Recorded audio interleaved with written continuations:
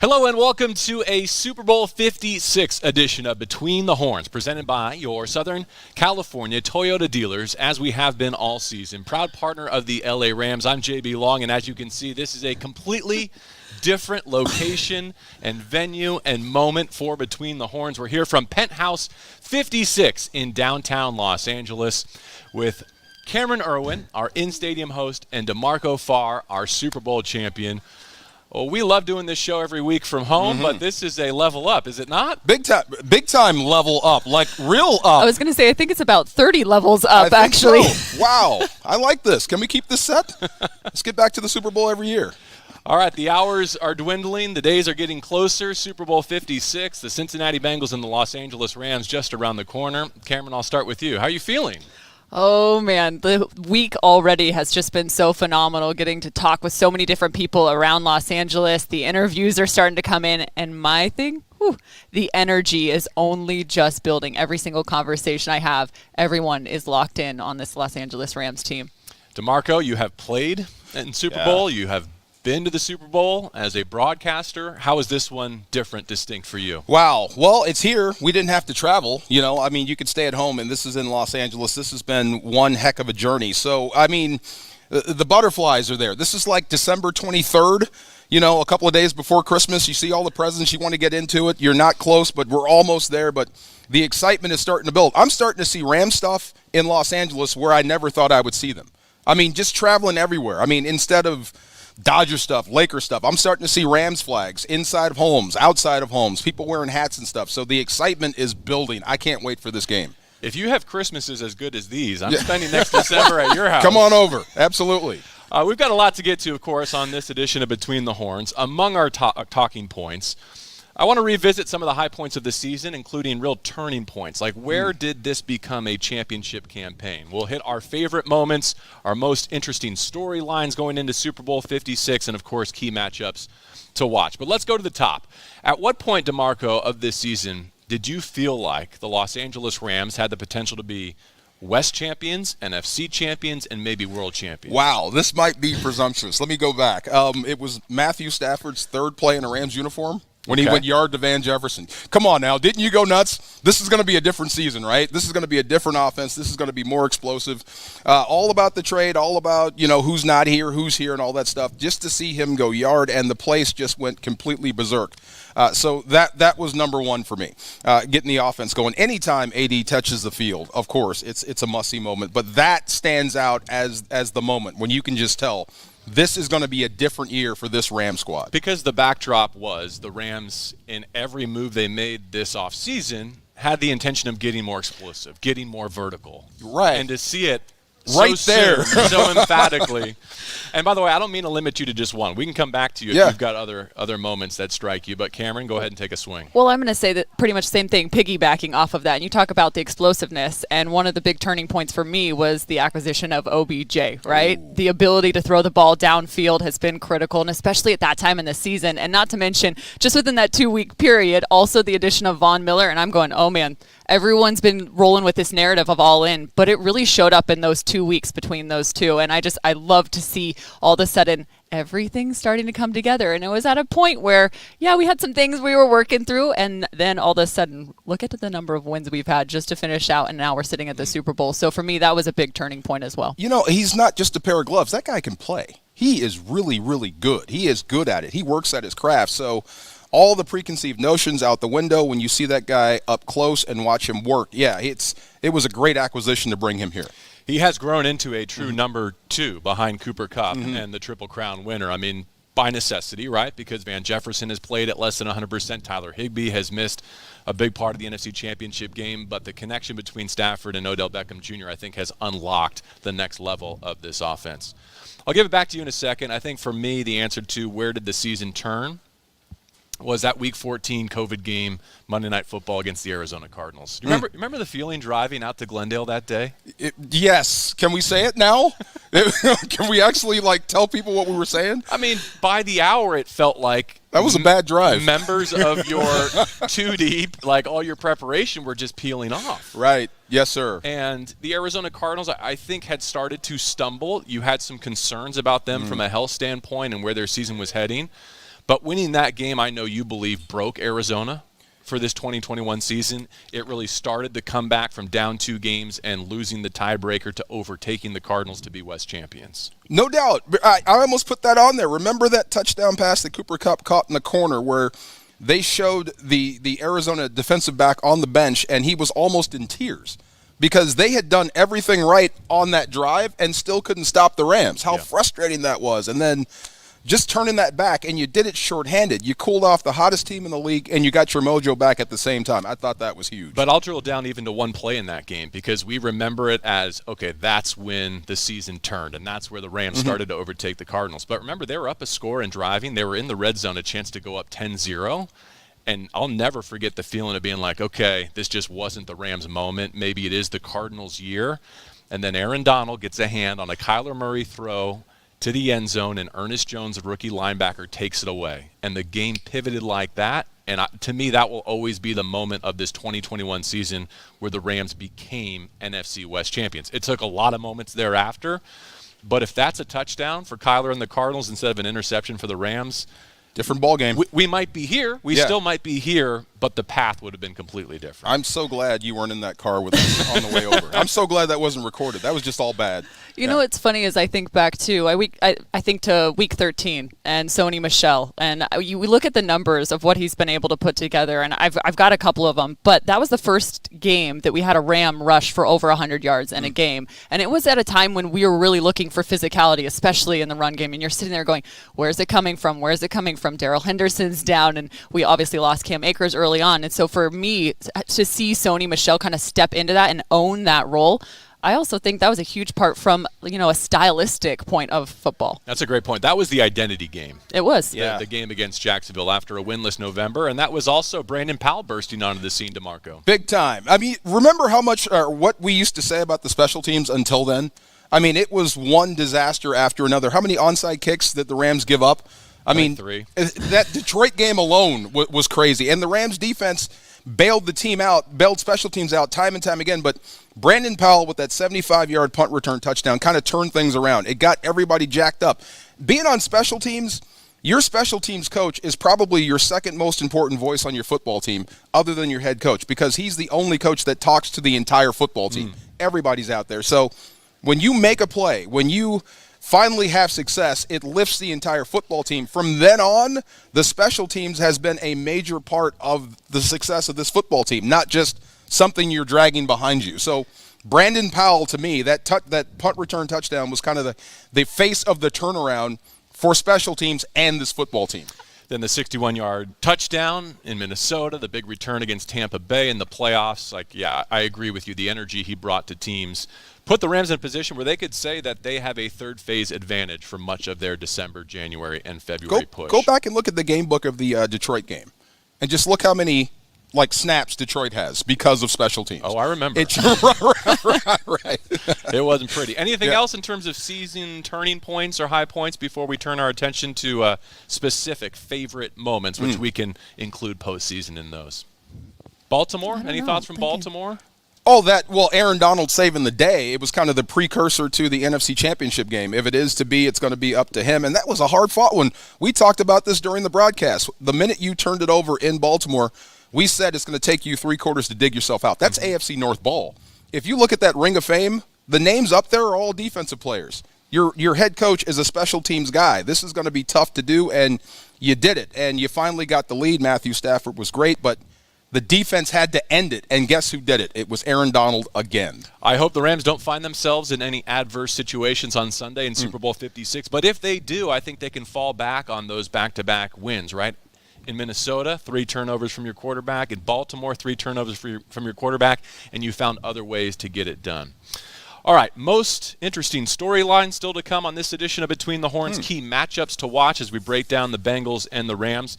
But let's linger a little bit more on the 2021 season that was. Favorite moment. We've talked about turning points, but just pure favorite moment of joy from the season gone by. Cameron, would you like to start? Oh, moment of joy. I'm thinking probably the back-to-back catches from Cooper Kupp, game-winning drive versus Tampa Bay. I think it really solidified what we had seen all season long. And it's like you go to your best guy, right? In those big-time moments. So that one really sticks out to me. Wow. Yeah, same game, beaten Brady twice in 1 year. Has that happened to one team before? I mean, I don't know, but beating the GOAT twice will always stand out. And I know it's late because it just happened, but watching Aaron Donald in real time get his group together on defense in the NFC Championship game and just go to man for man, eye to eye, and really speak from the soul to your soul, and then go out and get it done. I will never forget that. I mean, to me, that stamped the entire year. I know it was the second to last game, but to me, that stamped the entire year for me. You've watched every moment of his career, and I think him becoming more of a vocal leader has been attributed to Von Miller's presence in that locker room. How come? Do you buy into that? Well, look, iron sharpens iron, and sometimes it takes another Hall of Famer or a Hall of Fame guy to take you to another level. You can't help Aaron Donald as the player. He's great. But you can help him become a better leader. There's some things that you need to do, like, hey, Aaron, they need to hear from you right now. Man, let somebody else do it. No, they need to hear from you, not Raheem. They need to hear from you, and you need to speak from the heart. So, and you need to let people see that. Jalen Ramsey isn't afraid to let people know and hear what he's thinking. Aaron has kind of piggybacked off that, and Von Miller's kind of given him license, and I'm glad because it's coming from a real place. It's not coming from anything selfish. It's all about just winning and the passion, and I'm glad he let the world see that. Well, and you talk about passion, and one of my favorite moments to piggyback off of that is it almost looked like, and you asked him during the fan rally, was that the best non-sack you've ever had, right, in the NFC Championship? On the Jimmy G play, yeah. yes. Against the 49ers. And one of the things I recognize is it looks like in the post-celebration, he's actually screaming, "This is our city." And I also think that solidified something about who he was, and especially against a rival like the 49ers. That to me, seeing that passion and that energy, and especially a little bit of a chip on his shoulder against the 49ers, I got to love that. How about pointing to his ring finger? Yep, that too. If the Rams are able to finish this out, we should print shirts all over this city with Aaron Donald pointing to the manifestation of cementing his legacy as the true GOAT. I have a couple written down in terms of favorite moments. That's, of course, one of them. But what I have to present about that play is the way that it finished, right? Like, yes, in the biggest moment of the season, your defense, where you've spent a lot of resources and you have some big names and big contracts, they all showed up on that play. But it took all 11, right? It's not just Aaron and Vaughn and Leonard Floyd buzzing Jimmy Garoppolo's tower. Think about the coverage in the back end, orchestrated by Eric Weddle, and what Darius Williams and Jalen Ramsey had to do to take throwing options away. And then Traven Howard, do you remember standing at Cal Lutheran on the sidelines late in that summer before last season? I think we were maybe talking about Rob Havenstein or something else, and then all of a sudden, out of nowhere, Traven Howard goes down. Right. Oh, and boy. He's with Reggie Scott, and we're preparing for a new season. We're like, wait a second. That's supposed to be the next Corey Littleton. That's supposed to be our starting off-ball linebacker. Wow. Yeah. As it turns out, he does his knee. He's done for the season. And in a subsequent conversation with him, he basically admitted that he was in his car that day thinking, this was supposed to be my chance. And based on where I was drafted and what I have on my resume so far, I don't know if I'm going to get this opportunity again. That may be, hopefully not it, but that may have been my best NFL opportunity gone. And he ends up making one of the most critical plays in Rams history. No doubt. Can I buy like a membership to the Rams training room? Because they have a funny way of getting people healthy, It kind of has been the unheralded story of this 5-year run of success. Being healthy, I mean, think about how last season ended in Green Bay. You were kind of banged up there, and you lost. This year, you've kept your best guys healthy, and you have them all for the Super Bowl. That's great. Cam Akers coming back. Unbelievable. Trevin Howard coming back and playing major snaps. Unbelievable. Give the people behind the scenes their credit. The players work hard, but the support group works even harder. It's amazing. All right, so that was my favorite moment on defense. On special teams, Brandon Powell's punt return at Minneapolis, we already mentioned. And then on offense, I thought OBJ's back-to-back game-winning plays in Baltimore, the fourth down catch, maybe the most incredible of the season, and then the touchdown that followed it, allowed the Rams to be NFC West champions, eventually host that playoff game, beat the Cardinals, and start their postseason run. All right, let's jump to most interesting storyline for this Super Bowl matchup with the Bengals as we turn our attention forward now to Sunday, SoFi Stadium, Super Bowl 56. Who wants to go first? What's the most interesting storyline in a game chock full of them? Oh, man, that's interesting because a lot of people have been talking about the experience between these two quarterbacks. However, I think we might be romanticizing it a little bit. I think it's going to be best versus best with these two guys. Joe Burrow, so cool, so calm, so collected. And then you look at some of the numbers for Stafford and you're going, he's played over 80 games, and Joe Burrow about 30, something along those lines. So it's kind of something, is the experience going to be a key factor, or is it just going to be best versus best? And I have a feeling it's just best versus best. I think you're right. That's what these games are going to be about. Big storyline. It's never happened before, an NFC Championship game and a Super Bowl in the same site. I mean, look where we are.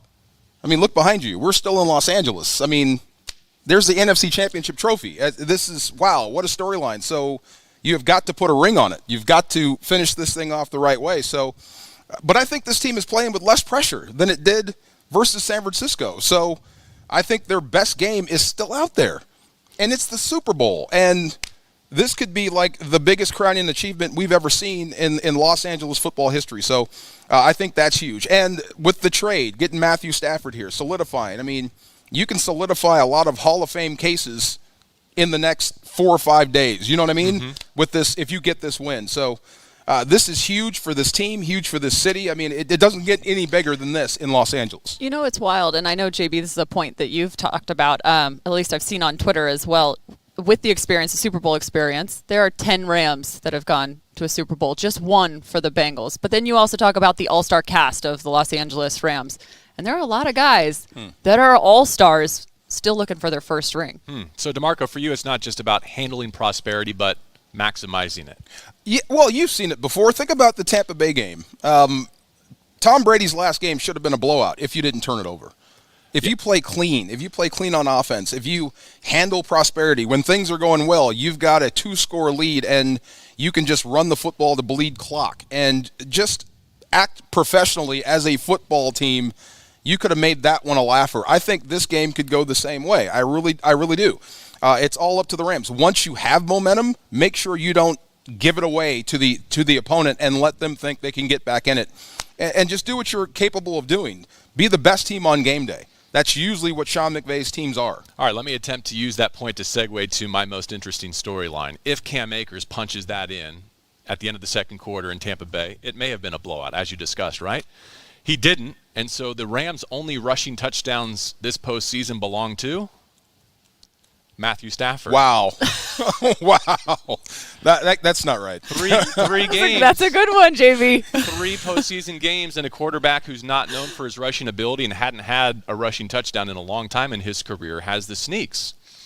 So I think someone else is going to need to score a rushing touchdown against the Bengals is my point. And especially coming off a game where Cincinnati advanced, got through that AFC Championship game with a game plan that included dropping 8 against Patrick Mahomes and only rushing 3. What Kansas City, I think, failed to do if they had a do-over is just hammer the running game, right? When they see some of those light presentations. And I know what Sean McVay's reputation is among our fan base, right? He's just not patient enough to commit to running the football. But I hate to say it, that's not true.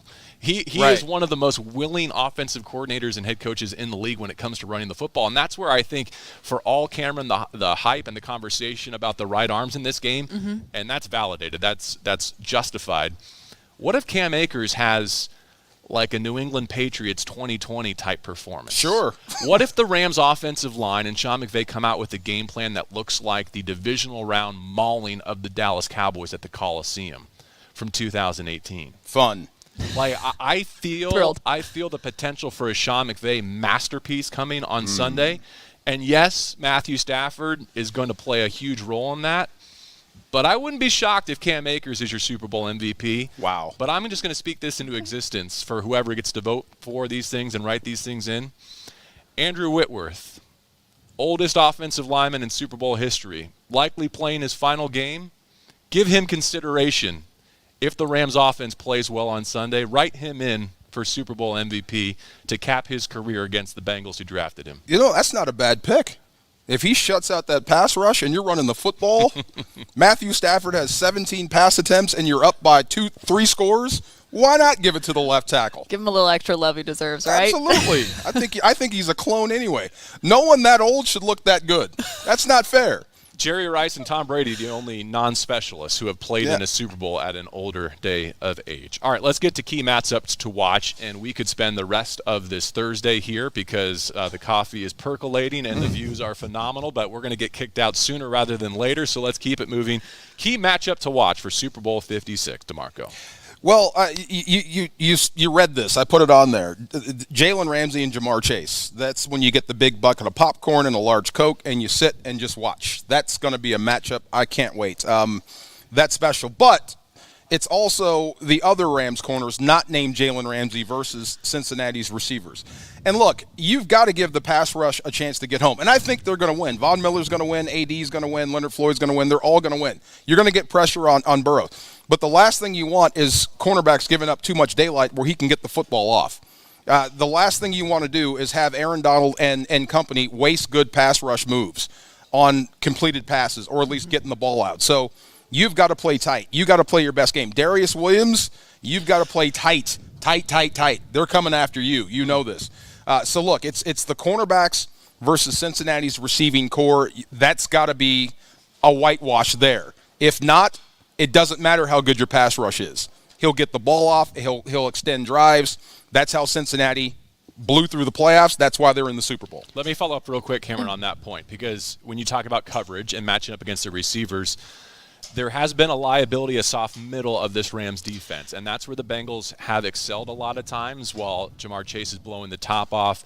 You know, Higgins and Boyd have been able to eat between the numbers, and the Rams just had a thorough vetting against Garoppolo and the Niners in that regard.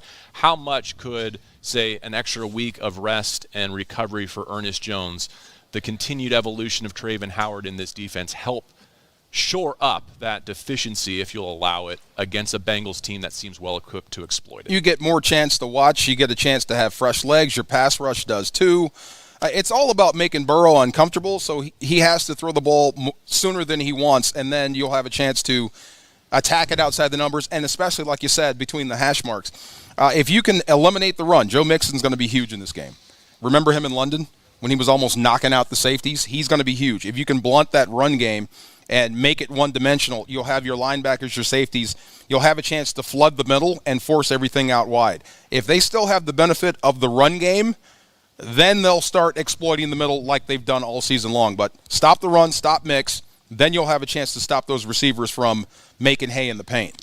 I think we're all on the same page because that was definitely one of the areas. Just that mid-level is where, where there may be a little bit of deficiency. So I was definitely keying in on that. I would love to see some of those guys step up in those moments and just stop everything coming their direction. And I would also add on to that on the other side. I think we can really get after these guys just with 4. I love what we've seen against, well, you talk about Joe Burrow. He's the most sacked quarterback in the NFL, but he is good against the blitz. So if we can bring 4 and get some pressure on him, I think that's another area where we'll be able to do some damage. All right, so in the trenches, I'll go with Aaron Donald because I believe this is his moment. I believe this whole season has pointed to him. I think he's acknowledged that with the way that the NFC Championship game ended. DeMarco, can I make the case that the best coverage against their 11 personnel is actually Aaron Donald being a shutdown corner? Absolutely, yes. I'm not saying that he's going to go cover in the slot. I'm saying that he takes throwing options away by winning early on the interior. You can't get the ball there before he gets to you. Absolutely, 100%. Look, I think he's ready to put on something special. You saw it. You guys saw how his attitude and the feeling he had after the NFC Championship game. He's healthy, and he's hungry, and he's ready to go. So, and this is a tailor-made matchup for him. Really it is. So the thing that you have to watch out for is Burrow is better than you think. He can get away. He can get away from guys. 51 sacks in the regular season, and the guy's still alive, and he's in the Super Bowl. So you think to that game against the Titans, sacked 9 times and still picks up the win. And he's still there. So, I mean, he's not going to blink. So Aaron's going to have to keep coming for 4 straight quarters to take it out of Joe Burrow. You know what I mean? It's not going to stop on 1 sack. We're out of time. We got to wrap this up, but I just thankfully realized one massive oversight in this edition of Between the Horns that we have to touch on. We cannot leave here, no matter how much they want this space back, until we talk about Cooper Kupp. Yep. I mean, if he's not a key to this game, who is? Big point. I mean, look, it's almost a constant. I think you mentioned Cooper Kupp. I did, yeah. But I mean, dig into this. Yeah. We've said all along we don't want another Rams season to end with Cooper Kupp on the sideline. If he's playing in the Super Bowl 3 years ago, maybe a different story. Different deal. If he's playing in Green Bay in the divisional last season, maybe a different story. True. Not only is Aaron 100%, but Cooper Kupp is having one of the best receiving seasons, one of the best seasons, period, individually in NFL history, and he's good to go on Sunday. No doubt. See, he's like air. You know, you depend on it, but you don't talk about it much. You know what I mean? You know what I mean? But, yeah, the guy he's phenomenal. He's the focal point of the offense. You know, outside of Donald, he's your most important player. And even if Cincinnati does everything in its power to make someone else beat them on Sunday, and why wouldn't they? Mm-hmm. If it does turn into a downhill mauling Cam Akers, Sony Michel type game, Cooper Kupp's still going to be right there at the point of attack. Well, and JB, you mentioned, some of our favorite moments from this season, and Cooper Kupp, the embrace between Cooper Kupp and Robert Woods. To me, that just encapsulates everything that this team, and especially that wide receiving core, has been all about. I know how critical Bobby Woods has been for all of these receivers, and what a leader he has been, even not on the field. And I know Cooper Kupp has absolutely loved his presence and joy and everything that Bobby Woods brings. And so I'm going to say the same thing. That embrace, no doubt, and that teamwork. That's what Cooper Kupp is all about. Yeah, win it for Bobby Trees, win it for Jordan Fuller, who won't be able to play, win it for everybody who's going to be on the sideline, win it for Andrew Whitworth and for Matthew Stafford and for Aaron Donald and for Von Miller and Jalen Ramsey. Anyone else? City behind us, win it for Los Angeles. Just win it. Just win it. Thank you all for being with us all season long here on Between the Horns. Obviously our best backdrop of the season, but hopefully not our best episode of the season. I hope we get to do it again next week. Absolutely. And bask in the accomplishment of the 2021 Los Angeles Rams. For Cameron Irwin and DeMarco Farr, I'm JB Long. Enjoy Super Bowl weekend, and thanks for listening to Between the Horns.